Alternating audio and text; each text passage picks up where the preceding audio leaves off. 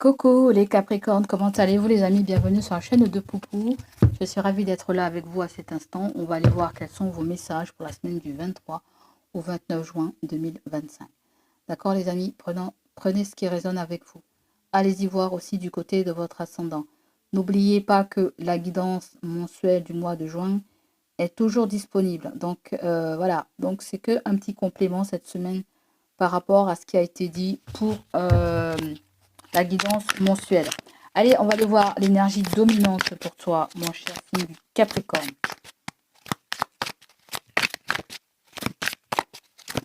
Quelle est l'énergie dominante pour les Capricornes cette semaine?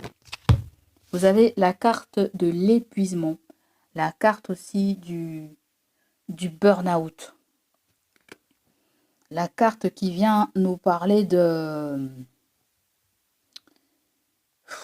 C'est comme si vous retrouvez dans une situation de, excusez-moi du terme, de bordel.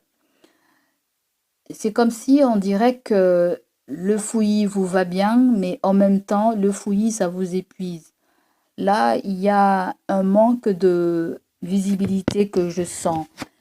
C'est comme si on se croit dans un rêve, on se croit dans un film où on est l'acteur et que tout va bien se finir. Seulement, ce qu'essaient de dire les guides, c'est que vous marchez comme... il y a une forme de mécanisme chez vous. Il y a un auto-guidage, si je puis dire ça comme ça. C'est-à-dire que votre cerveau n'arrive plus à suivre vos actions physiquement. Enfin, je veux dire que il y a l'instinct de survie dedans, je sens. Il y a un instinct de survie. Vous contrôlez plus rien là. La fatigue contrôle, mais toi tu contrôles plus rien en fait. D'accord? Et ouais, tu es en train de t'user là. On me dit, tu es en train de t'user. Il y a le fait aussi que c'est une carte qui nous parle de persévérance. Vous pouvez aussi avoir un signe de feu qui est là, pour qui vous avez aussi un engouement, peut-être une attraction ou je ne sais pas quoi. D'accord? Bélier, lion, sagittaire. Mais ça peut être le fait aussi que là, on vous demande de recommencer quelque chose. Jusqu'à ce que vous arrivez à faire cette chose convenablement, comme ça vous convient. Parce qu'il y a quelque chose que vous allez faire qui ne va pas forcément vous convenir là. Vous trouvez que c'est pas à votre image, que ce n'est pas satisfaisant. On vous dit que c'est pas grave, la prochaine fois, ça sera la bonne. D'accord? Il y a peut-être aussi des négociations que j'entends. Vous serez mené à négocier quelque chose, je ne sais pas de quoi. Est-ce que c'est le travail? Est-ce que c'est une passion? Mais on va devoir discuter avec quelqu'un. Je ne sais pas si c'est un membre euh, de votre foyer. Là, on va rentrer dans la saison du concert, là, le 21. Et c'est tout ce qui résonne avec le foyer. Tout ce qui résonne aussi avec une forme de sécurité. Alors, je sens il y a quelque chose aussi avec... non seulement il y a négociation, mais oui, il y a négociation, je sens. D'accord?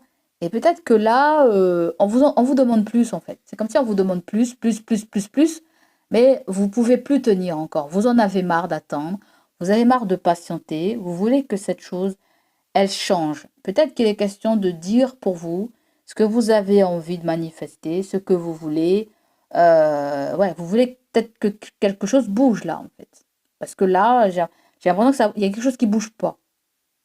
Et vous êtes extrêmement fatigué. Je t'ai dit que le 9 de bâton, c'est la carte du burn-out. Et tu vois bien que c'est écrit l'épuisement.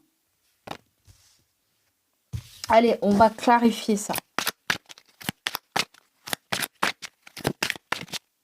Peut-être que les guides te disent tout simplement, tiens bon, il y a la fin d'une situation. Parce qu'on arrive à la fin de cet effort physique, d'accord? On arrive à la fin de cet effort physique. On voit que vous êtes épuisé, donc n'allez pas rajouter quelque chose qui pourrait vous épuiser davantage. Il y a vraiment un conseil qui sort. Parce que là, on dirait que vous êtes infatigable et que vous n'écoutez pas votre fatigue, en fait. Peut-être que ça ne dépend pas de vous, pourquoi pas. Mais là, s'il y a quelque chose qui dépend de vous, c'est y prêter attention. D'accord? Alors, clarifions le 9 de bâton.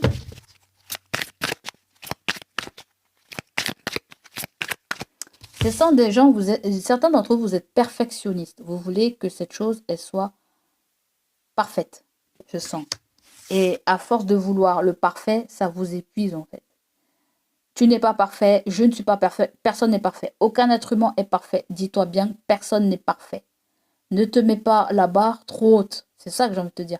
Ne te mets pas la barre trop haute. Ne va pas jusqu'à l'épuisement.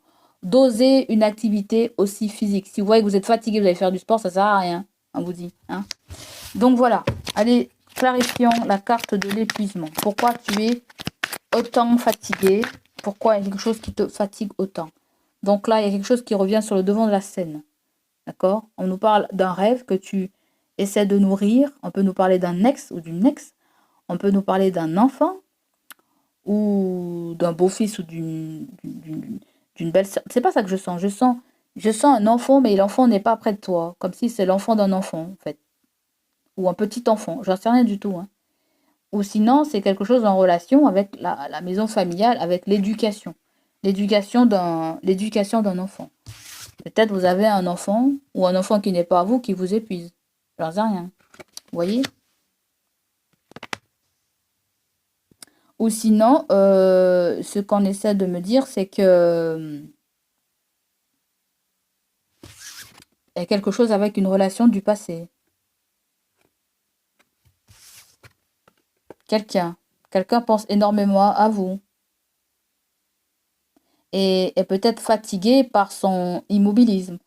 C'est-à-dire qu'il y a un moment, elle a voulu venir vers vous, elle a fait un pas en avant, 3 pas en arrière, 2 pas en avant, 5 pas en arrière. Ça veut dire que la personne a fait une espèce de va-et-vient. Il y a pu avoir aussi quelqu'un qui vous a soufflé le chaud et le froid. Mais là, on voit que vous voulez atteindre un rêve, d'accord? Ou vous pensez énormément peut-être à quelqu'un. Et peut-être que vous avez eu pas mal d'impulsions. Vous dire, eh ben voilà, j'appelle cette personne, je contacte cette personne. Ouais. Vous avez un signe du Gémeaux ou un signe de la Vierge ou encore un signe de feu, Bélier, Lion, Sagittaire. Cancer, Poisson, Scorpion aussi. Donc l'épuisement vient de quelque chose de ton passé, d'un enfant, d'une famille peut-être recomposée, j'en sais rien du tout. Ou quelque chose avec la maison familiale. Et c'est les frangins qui peuvent ressortir.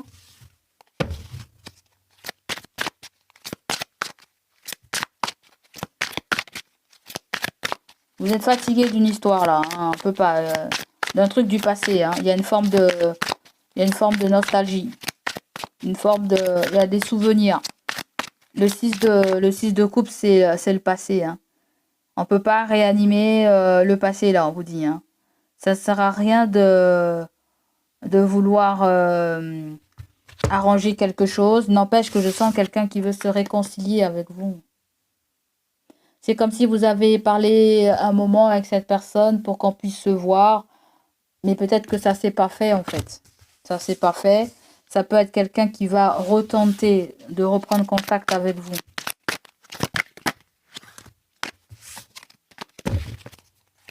Il y a quelque chose qui te lie à cette personne. Je ne sais pas si c'est des enfants, des petits-enfants, j'en sais rien.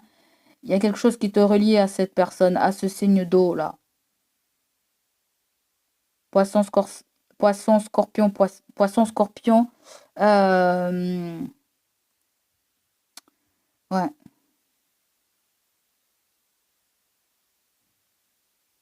J'oublie toujours les signes d'eau, je ne sais pas pourquoi. Allez savoir. Poisson, scorpion, et c'est quoi l'autre? Bon, ça va venir tout à l'heure.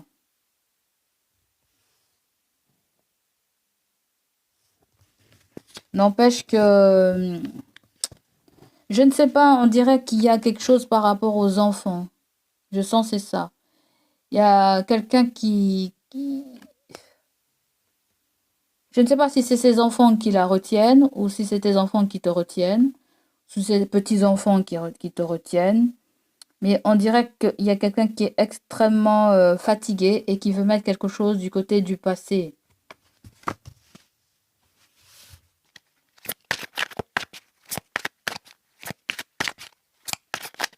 Là, on va devoir négocier quelque chose. Peut-être côté travail, même côté familial. Là, il y a une espèce de jalousie, de rivalité, de comparaison. Il y a peut-être une différence d'âge, de culture, de peau, je ne sais pas ce que c'est.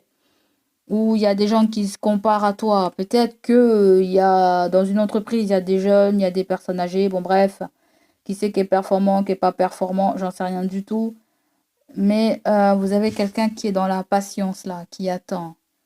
Quelqu'un aussi est très méfiant. Je vous vois très méfiant par rapport à quelqu'un, par rapport à un ex, par rapport à la fréquentation d'un partenaire aussi. Je vous vois très méfiant. Peut-être que vous vous posez beaucoup de questions par rapport à votre apparence physique ou cette personne se pose beaucoup de questions. Peut-être vous avez vieilli, elle a vieilli. C'est une différence d'âge entre toi et la personne. Donc là, soyez pas dans cette comparaison. On est tous différents, les amis. C'est ça que je vous dis. Si le partenaire vise quelqu'un qui est beaucoup plus jeune que vous, c'est pas grave. Ce qui doit arriver va arriver. Après, je pense que si le partenaire vise quelqu'un, je pense que c'est du bling bling ou c'est du passé. Ok? Allez, c'est parti. Let's go. On continue sentimental, relationnel. Sentimental, vous avez la carte de l'aventure. C'est le cavalier de denier. Là, on vient me parler de quelque chose qui est au ralenti, qui prend du temps. Mais c'est une carte qui nous parle de fiabilité, de fidélité, mais de stabilité. On ancre quelque chose dans la matière. Ça représente le signe de la Vierge, c'est-à-dire que cette personne, elle n'a pas peur de faire beaucoup d'efforts, hein. Elle va recommencer, recommencer, recommencer pour que quelque chose fonctionne et reste assez stable. D'accord? C'est quelqu'un qui tient, sans parler de signe de la Vierge, c'est quelqu'un qui tient énormément à une forme de stabilité dans sa life. Ou toi. C'est quelque chose qui représente beaucoup pour cette personne. Là, on te parle de la carte du temps, mais c'est la carte du timing. C'est la carte aussi du ralentissement. C'est la carte qui nous parle aussi que les choses ne vont pas forcément vite pour vous. Vous avez février qui figure, vous avez le numéro 22. D'accord? Vous avez l'aiguille est sur presque midi. Hein. On dirait quelqu'un qui surveille une heure ou c'est quelqu'un qui se déplace pour quelque chose. Quelqu'un se déplace. C'est quelqu'un qui a programmé aussi un déplacement. Quelqu'un a programmé un déplacement, attend un rendez-vous ou un face-à-face. Et ça peut être un petit peu crispant. Quelqu'un redoute un face-à-face par rapport à une situation du passé. Quelque chose revient sur le devant de la scène. Et la personne, elle redoute ça. Elle a marre de subir ça. Elle a marre de... Il y a quelque chose de très répétitif qu'elle est très... Elle veut pas aborder. Elle est très méfiante. Elle a peur que ça parte en live, en fait. D'accord? Ensuite, vous avez la carte de l'union. Soit c'est vous êtes marié, hein, et on nous parle du partenaire. Soit on nous parle de quelqu'un qui est marié. Soit on nous parle d'une officialisation de quelque chose qui va se faire dans le temps.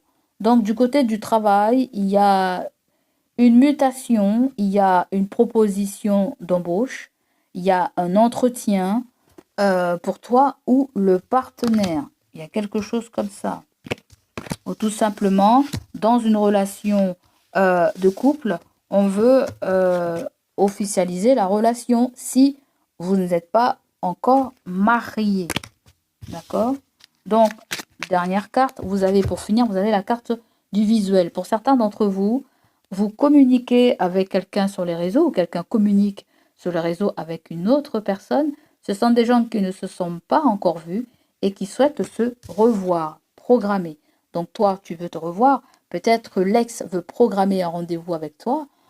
Je sais pas, c'est pas écrit que sur Silence Radio. Ça peut être quelqu'un aussi avec qui vous connaissez pas forcément bien. C'est quelqu'un des réseaux. D'accord? Donc voilà, ça peut être quelqu'un aussi qui vous regarde sur les réseaux si vous faites quelque chose sur les réseaux.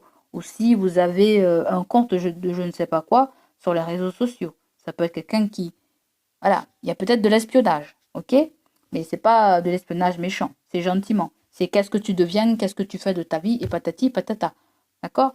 Donc voilà pour toi, mon cher signe du Capricorne, j'espère que ça va te parler. Pour certaines personnes d'entre vous, il y a quelque chose avec un notaire. Il y a quelque chose aussi avec le commerce. Hein. Je ne sais pas si vous êtes dans le commerce, s'il y a quelqu'un autour de vous qui est dans le commerce. Ça me dit que c'est quelque chose qui est au ralenti, mais il peut y avoir une belle proposition qui vient pour toi, là. Pour certaines personnes aussi, il y a quelque chose avec le logement, une proposition de logement. Quelqu'un de marié vous propose peut-être de venir vivre avec elle, ou ça peut être une espèce de colocation. D'accord? Donc voilà pour vous, mes chers signes du Capricorne. J'espère que ça va vous parler, résonner en vous. Je vous fais des gros bisous et je vous dis à bientôt, les amis.